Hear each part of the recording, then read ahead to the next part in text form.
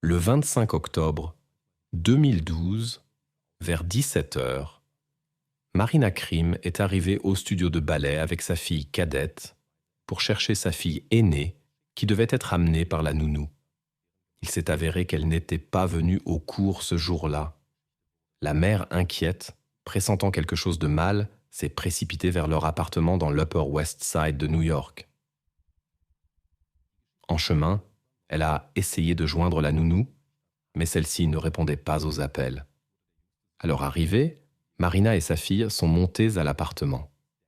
À l'intérieur régnait une obscurité et un silence inhabituels. Personne ne répondait à leurs appels. Au début, la femme pensait que la nounou avait pu emmener les enfants au parc. Elle est descendue demander au portier s'il les avait vus. L'homme a confirmé qu'ils étaient d'Ola récemment rentrés dans l'immeuble et devaient être dans l'appartement. Marina est remontée et a commencé à vérifier minutieusement toutes les pièces. Quand elle a remarqué de la lumière sous la porte de la salle de bain, elle l'a ouverte. Ce qu'elle a vu a changé sa vie à jamais. La nounou s'y trouvait dans un état confus. En voyant la propriétaire de l'appartement, la femme s'est infligée de graves blessures. Marina a quitté l'appartement en panique avec sa fille. Les voisins inquiets et le personnel de sécurité de l'immeuble, qui essayait de calmer la femme, ont appelé le numéro 911. Les officiers du département de police de New York qui sont arrivés ont trouvé une situation bouleversante dans l'appartement de la famille Krim. Dans la salle de bain se trouvaient Lucia et Léo dans un état critique. Leur mère était en état de choc et la nounou gisait au sol avec de graves blessures. Les ambulanciers arrivés ont immédiatement commencé les soins et ont transporté d'urgence les blessés à l'hôpital. Malheureusement, Lucia et Léo n'ont pas pu être sauvés.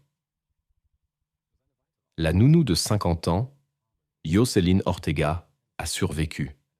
Les médecins l'ont plongée dans un coma artificiel et ont pratiqué une opération d'urgence.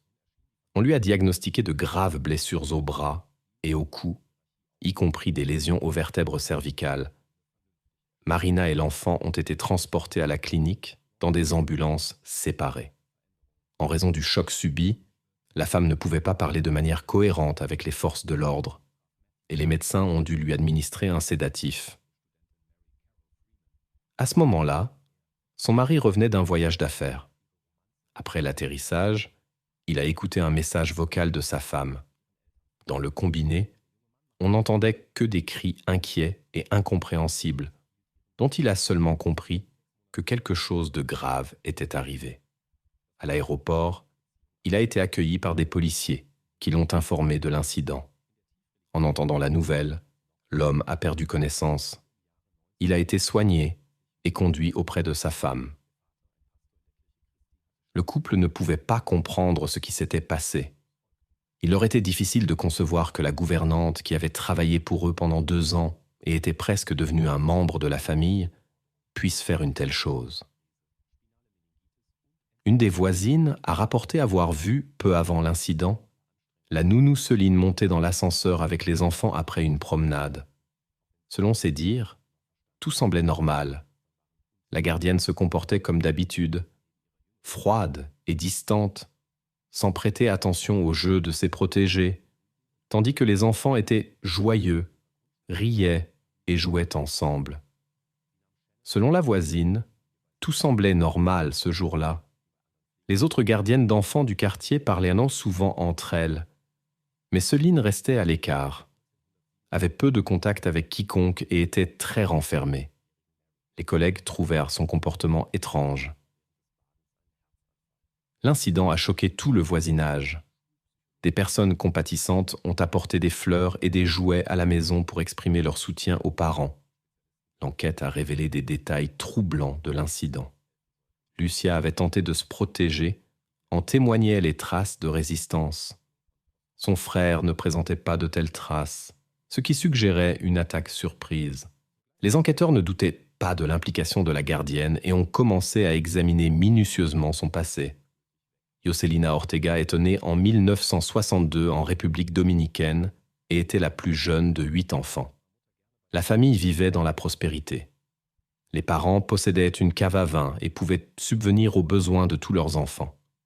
Josselina a grandi dans l'attention et l'amour, sans problème sérieux jusqu'à l'adolescence, quand sa sœur est morte soudainement d'un anévrisme cérébral. L'événement a profondément affecté Jocelyn.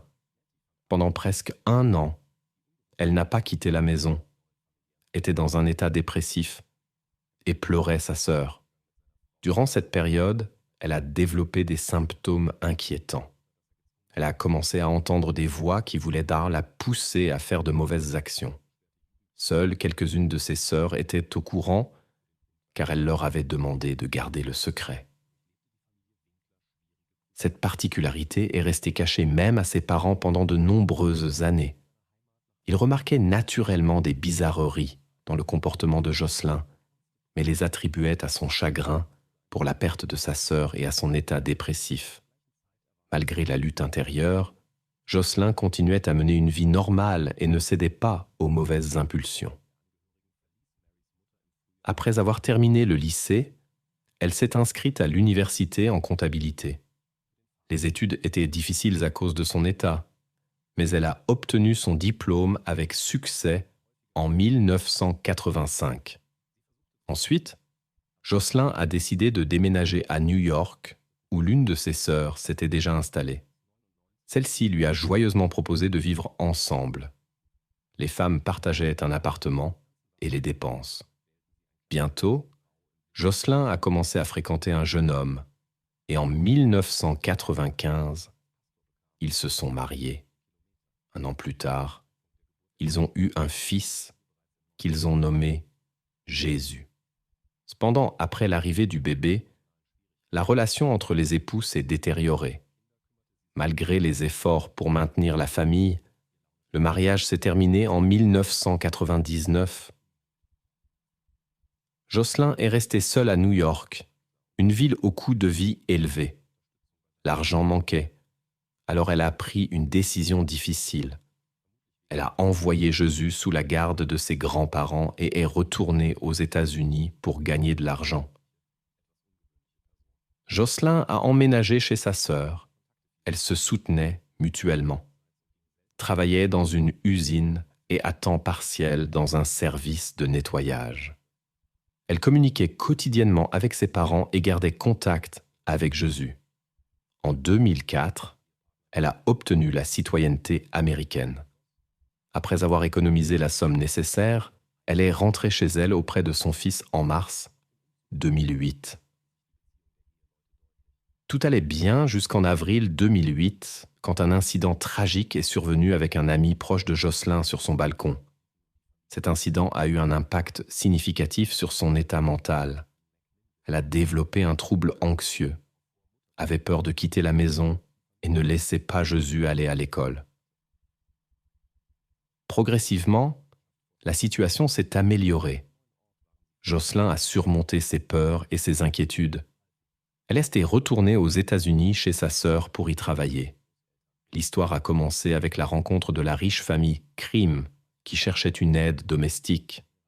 Le chef de famille Kevin avait étudié à Harvard, et sa femme Marina était diplômée de l'Université de Californie du Sud. Le couple a fondé une famille en 2003. Bientôt leur fille Lucia est née, et 3 ans plus tard est venue Nessie. Quand Marina attendait leur 3e enfant, la famille a dû déménager de Californie à New York. Kevin a été nommé PDG de CNBC. Auparavant, il avait occupé des postes de direction chez Bloomberg et Yahoo. Les Krim se sont installés dans un quartier chic de Manhattan, l'Upper West Side, à un pâté de maison de Central Park. Marina s'est consacrée à la famille et au foyer et a plus tard commencé à tenir un blog sur la vie de mère. Une attention particulière était nécessaire pour la jeune Nessie en raison de problèmes de santé. Il devenait de plus en plus difficile pour Marina de gérer la maison et de conduire les filles aux cours de danse et de natation. De plus, pendant sa grossesse, elle ne pouvait plus être aussi active qu'avant. Kevin était souvent absent pour des voyages d'affaires et ne pouvait pas aider sa femme. Alors le couple a décidé de chercher une gardienne d'enfants. La famille commença à chercher une aide domestique. À l'école de danse où Marina amenait ses petits, Ils rencontrèrent une jeune femme nommée Célia. Elle travaillait dans une autre famille et proposa sa sœur Jocelyn comme candidate en envoyant son CV. Après avoir examiné les documents, les époux furent impressionnés par la riche expérience de Jocelyn dans la garde d'enfants. Ils appelèrent ses anciens employeurs qui donnèrent dans des références extrêmement positives. Ils décidèrent de la rencontrer personnellement et invitèrent Jocelyn à un entretien. Elle fit une excellente impression, amicale, communicative et très sympathique. Le plus important était qu'elle établit immédiatement un bon rapport avec les enfants. Les époux lui offrirent un poste à mi-temps. Plus tard, il s'avéra que les documents de qualification étaient falsifiés.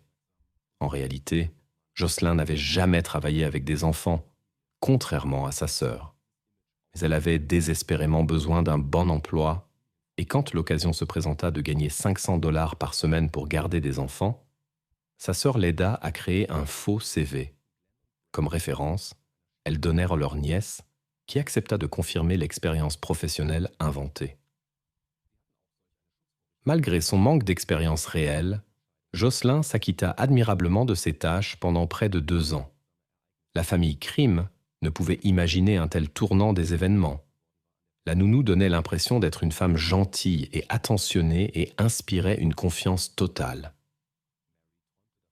Grâce à l'aide de Jocelyn, Marina avait maintenant du temps libre, elle pouvait commencer à enseigner dans une école d'art, sa passion, et continuer son blog. La gouvernante s'occupait de ses protégés avec une sincère attention et disait souvent qu'au lieu d'un, elle avait maintenant 4 enfants bien-aimés. Joseline gagna rapidement leur affection. Ils lui offraient leurs dessins, et le plus jeune ne pouvait même pas s'endormir sans sa présence. Marina restait néanmoins prudente. Elle ne laissait la gouvernante seule avec les enfants qu'en cas d'urgence.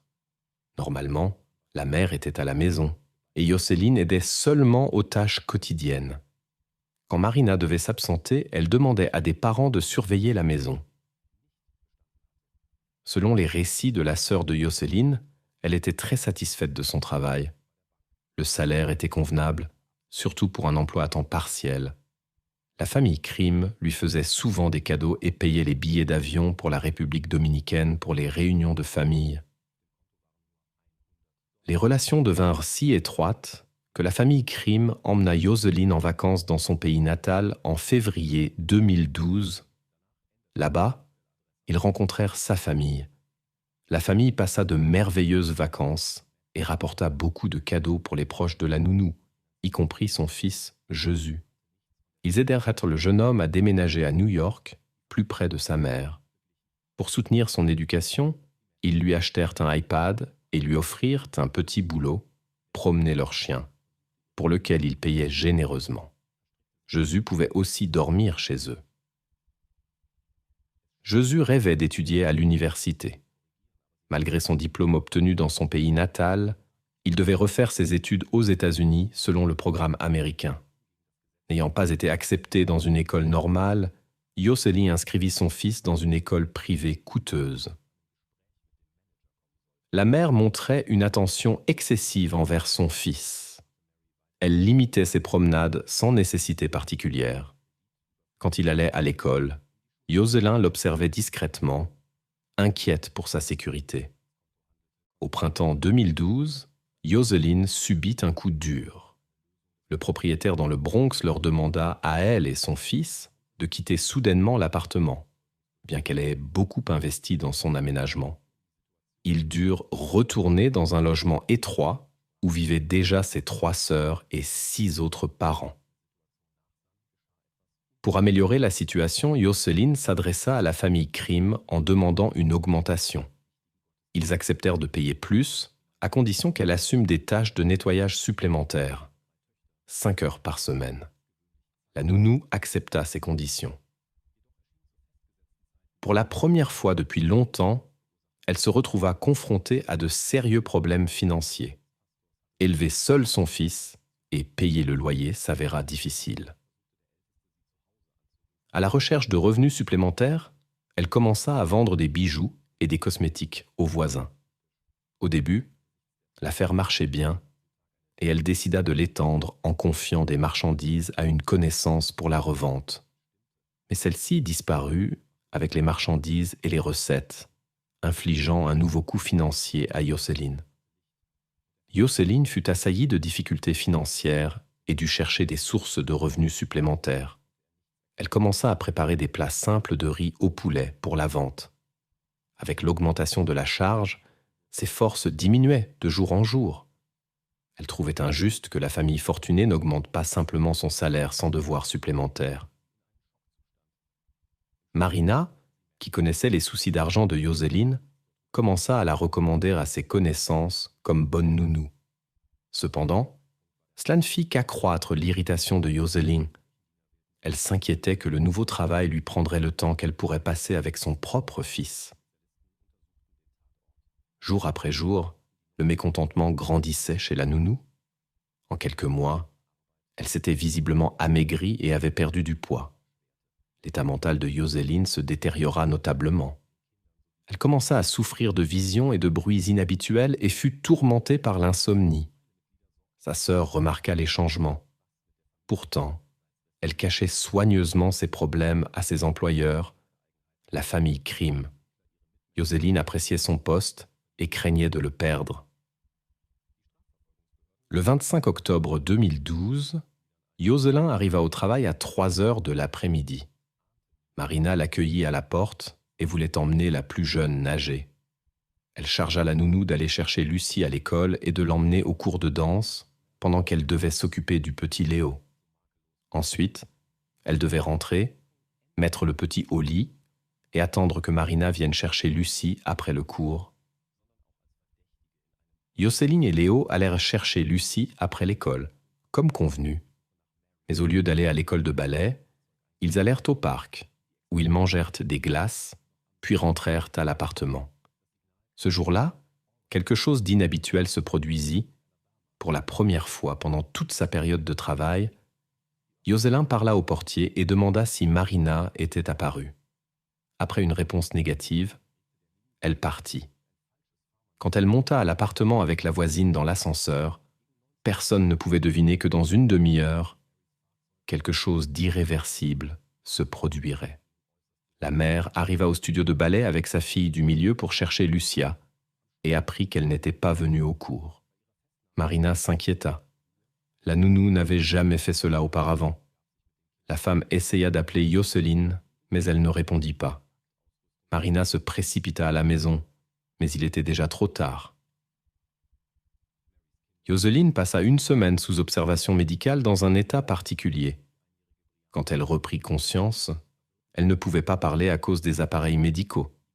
Par geste, elle demandait seulement des nouvelles de sa famille, sans mentionner l'incident avec la famille Krim. Les médecins lui prescrivirent des tranquillisants. Plus tard, quand elle eut retrouvé la parole, les enquêteurs menèrent un interrogatoire le 3 novembre avec l'aide d'un interprète espagnol. Bien que Jocelyne n'admît pas son implication, elle indiqua qu'elle se sentait offensée par la famille. La nounou refusa l'assistance juridique et déclara qu'elle se trouvait dans la salle de bain pendant l'incident. Elle suggéra que Marina connaissait les raisons de ce qui s'était passé. La sœur de Jocelyne rapporta aux enquêteurs un récent désaccord entre la nounou et Marina. Celle-ci était mécontente que les enfants reçoivent une nourriture malsaine, ce qui était un principe important pour la famille. Peut-être que ce moment influença l'état de Jocelyne, qui traversait une période difficile. À l'hôpital, Jocelyne était sous surveillance constante. Le 13 novembre, des accusations graves furent portées contre elle, mais elle nia son implication et fit appel à un avocat. Dans l'État de New York, la peine de mort avait été abolie, donc Jocelyne ne pouvait recevoir que la peine maximale. Avant le début du procès, elle fut examinée par des experts qui confirmèrent sa capacité à participer aux audiences judiciaires, qui commencèrent en août 2013. Le procès s'étendit sur plus de 5 ans et comporta environ 90 sessions. Les défenseurs demandaient constamment des reports en invoquant les problèmes de santé de leurs clientes, ce qui prolongea considérablement le procès. Pendant le procès, Josselin refusa l'offre du procureur. 30 ans de prison lui étaient proposés en échange d'aveux. Dans cette configuration, elle aurait pu être libérée vers l'âge de 80 ans.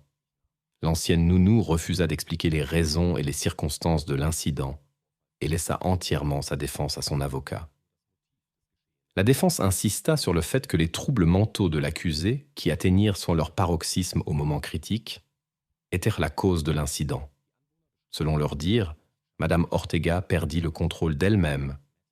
2 experts psychiatriques de la défense déclarèrent que l'accusé entendait des voix, dont des voix démoniaques, qui lui donnaient des instructions effrayantes.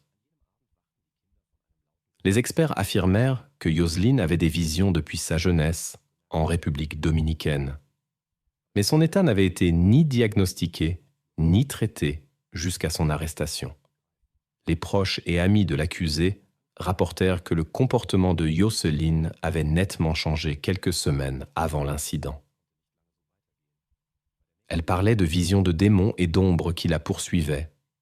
Peu avant le jour fatidique, l'accusé jetait des ustensiles de cuisine contre le sol et les murs pour couvrir les voies intérieures.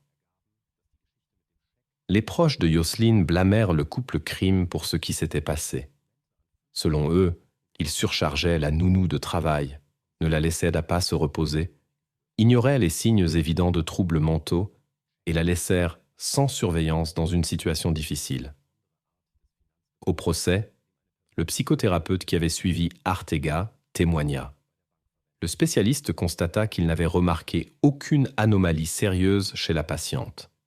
Seulement une certaine anxiété et une légère dépression due aux inquiétudes concernant son fils. Les enregistrements des conversations avec le psychologue diffusés au tribunal confirmèrent ces déclarations. Arteaga ne s'était jamais plainte de voix intérieure ou d'autres phénomènes inhabituels. Le psychiatre mandaté par l'accusation ne trouva également aucun signe de trouble mental.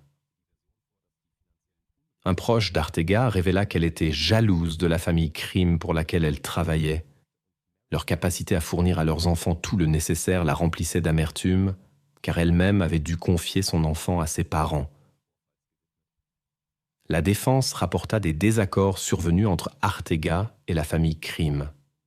Contre rémunération supplémentaire, la nounou s'occupait non seulement des enfants, mais aussi du ménage. Cependant, en raison de son allergie aux produits ménagers, ce travail était très pénible pour elle. De plus, Arteaga était mécontente que Marina lui demande régulièrement d'aider d'autres familles. Un jour, l'employeuse demanda à Josselin de remplacer une nounou malade dans une autre famille. Elle accepta d'abord, mais refusa le lendemain. L'amie appela Marina pour se plaindre, et celle-ci fit un reproche public à Josselin devant l'école. Des personnes extérieures étaient présentes, ce qui affecta beaucoup la nounou. Après cet incident, on la vit pleurer dans le parc. Elle était convaincue que Marina voulait délibérément la mettre dans une situation embarrassante devant d'autres personnes. La relation entre la famille et la nounou devint de plus en plus tendue.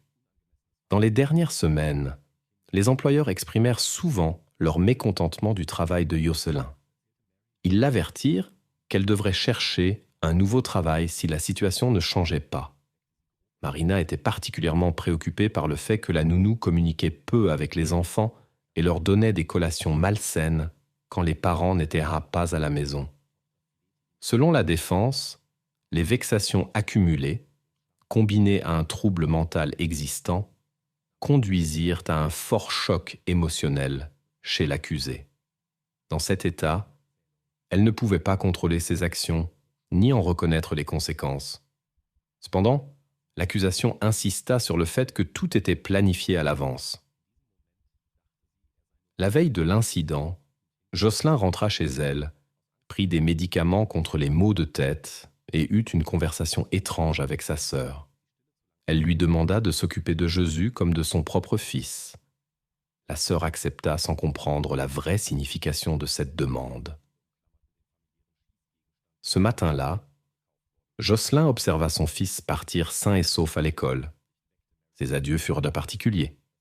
Avant d'aller au travail, elle laissa à sa sœur une enveloppe contenant des documents importants. Elle fixa un sac en papier à la porte de la chambre de Jésus contenant les choses dont il lui tenait point à cœur, des photos de famille et des bijoux ayant appartenu à sa mère. Selon l'accusation, Jocelyne fit ses adieux à ses proches, sachant qu'elle ne reviendrait pas. Elle n'emmena délibérément pas son aîné protégé au cours de ballet et fit une longue promenade avec les enfants dans le parc pour ne pas rencontrer Marina et rentrer juste avant son arrivée. Le 18 avril 2018, les jurés prononcèrent le verdict de culpabilité de l'ancienne nounou. Le juge approuva leur décision. Il reconnut que l'état mental de Jocelyne avait influencé ses actions ce jour-là. Il regretta que ni l'accusé ni sa famille n'aient cherché l'aide psychiatrique nécessaire, mais souligna le soin de sa planification. Avant le prononcé du verdict, Marina Krim déclara que Madame Ortega n'avait pas réussi à atteindre son objectif, détruire la famille heureuse et prospère qu'elle avait construite avec Kevin. Au lieu de cela, elle avait ruiné sa propre famille. Après ces mots, la mère ne put retenir ses larmes et l'ancienne nounou baissa la tête. Malgré l'événement, la famille Krim trouva la force de continuer à vivre. Le couple eut 2 autres enfants, Félix et Linus. Le père demanda au tribunal d'imposer la peine maximale pour que l'accusé ne soit jamais libéré.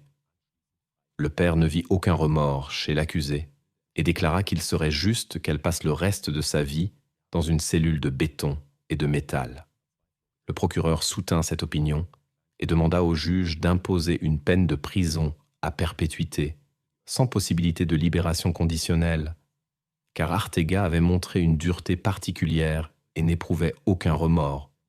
Elle haïssait tellement la famille qu'elle attendit exprès que la mère rentre à la maison pour voir sa réaction, puis tenta d'échapper à sa responsabilité. Mais son plan échoua. L'avocate de la défense, Madame Artegui, demanda la clémence au juge.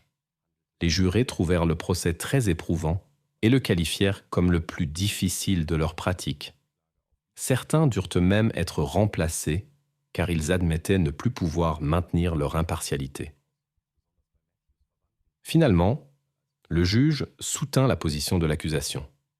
Le 14 mai 2018, Jocelyne Ortega, 55 ans, reçut la peine maximale, prison à perpétuité sans possibilité de libération conditionnelle.